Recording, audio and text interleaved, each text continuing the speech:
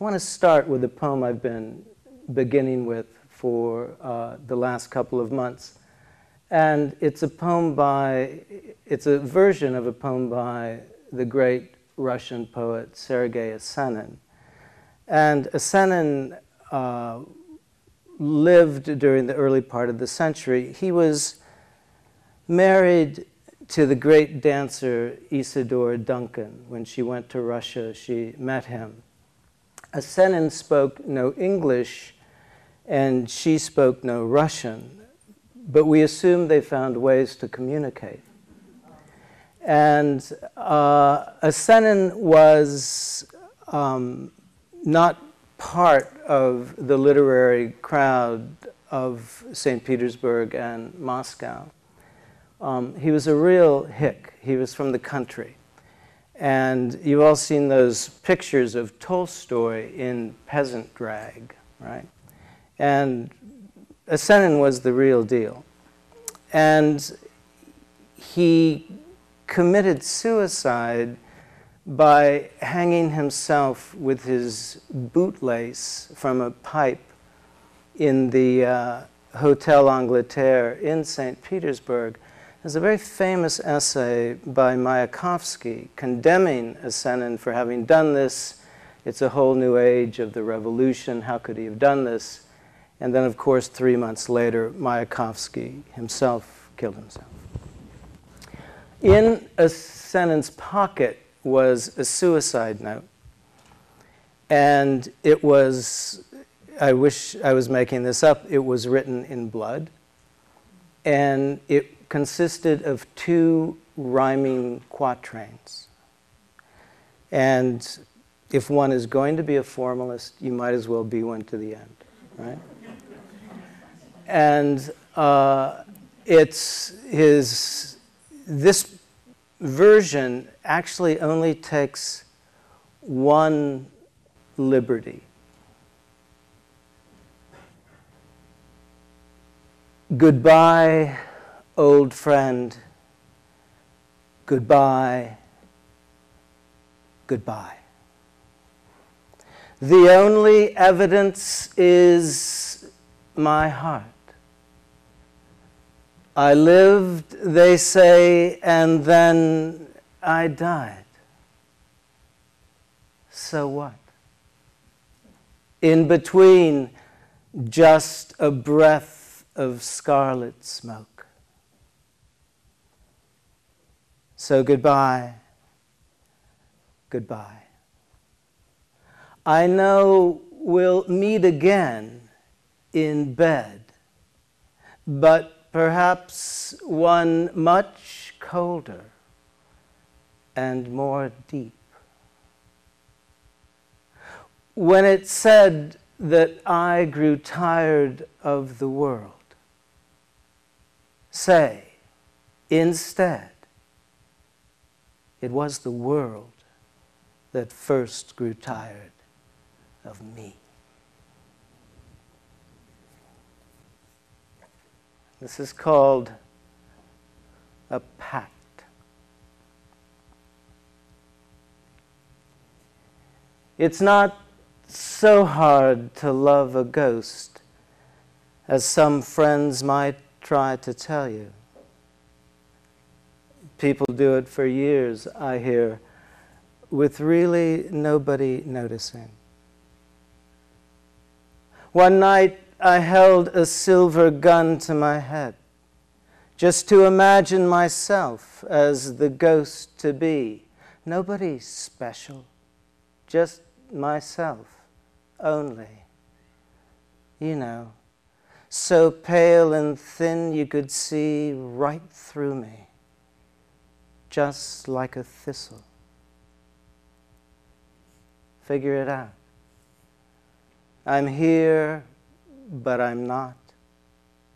That's what happened to me the evening you said you'd be happier if I were dead. So I said, I'm sorry. I'm here. I'm not. Sooner or later, a man simply burns the toast. It's not so hard to leave you as it seems, old ghost. I have always loved the word guitar. I have no memories of my father on the patio at dusk strumming a Spanish tune, or my father draped in that fawn wicker chair polishing her flute. I have no memories of your song, distant sister heart, of those steel strings sliding all night through the speaker of the car radio between Tucumcari and Oklahoma City, Oklahoma.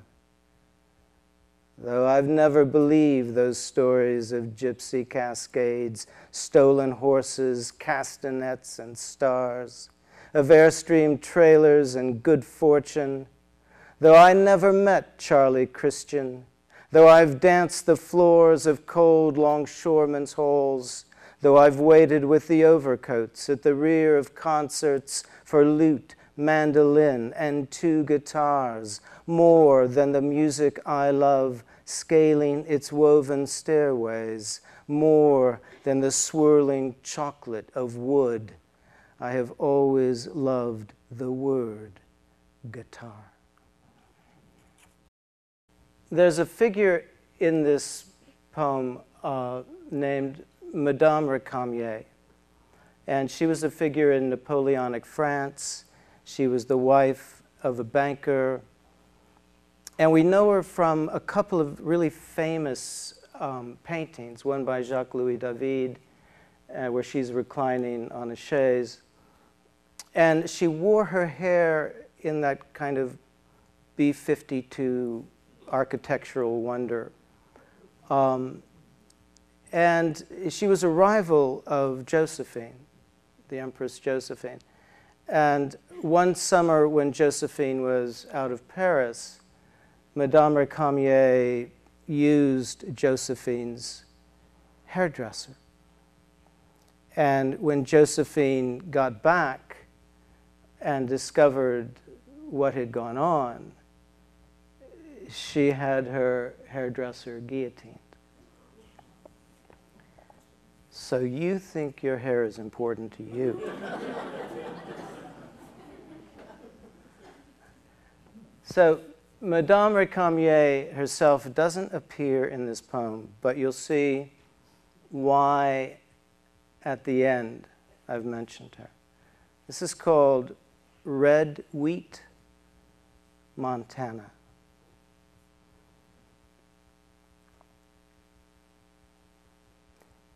There is a kind of weeping so inconsolable it occasions only silence, just as there is a kind of silence so horrible it requires weeping. Naked at the tall bedroom mirror, she had shorn in piles the magnificent red hair I had always loved. The blanket of curls I would pull over my body at night. A ragged field of red wheat clipped and bundled at harvest. And as I stood in the doorway, she turned and said, "Next week." They said, "Next week the treatments will commence." And in that pause, I saw the sneer of a smile begin as she said, "But today, you and I will go and introduce ourselves at Madame Récamier's modern house of wigs."